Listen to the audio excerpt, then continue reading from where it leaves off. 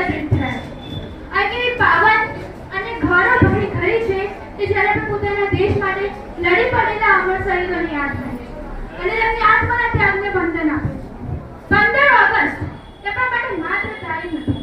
એ દિવસ છે જ્યારે આપણો દેશ 1947માં અંગ્રેજ શાસકોના શાસનમાંથી મુક્ત અને તે દિવસે આપણો દેશભક્તો જેવા કે સુભાષચંદ્ર બોઝ, ભગતસિંહ, ગાંધીજી અને બીજા ઘણા સ્વતંત્ર સેનાનીના કારણે આપણા દેશને સ્વતંત્રતા મળી. સ્વતંત્રતા એટલે માત્ર અંગ્રેજ શાસકોના શાસનમાંથી મુક્તિ નહીં, પણ જ્યાં આપણને પોતાના વિચારો, ધાર્મિક માન્યતાઓ, ભાષા, શિક્ષણ અને જીવન જીવવાનો સંપૂર્ણ અધિકાર મળે.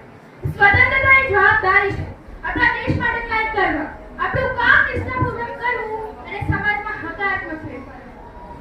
આજના દિવસે આપણે શપથ લઈએ કે દેશને આગળ લાવવા માટે સદાય પ્રયત્નશીલ રહેશું, ભ્રષ્ટાચારથી દૂર રહીને ઈમાનદારીથી જીવીશું, અન્યાય સામે અવાજ ઉઠાવીશું અને ન્યાયનો માર્ગ અપનાવીશું.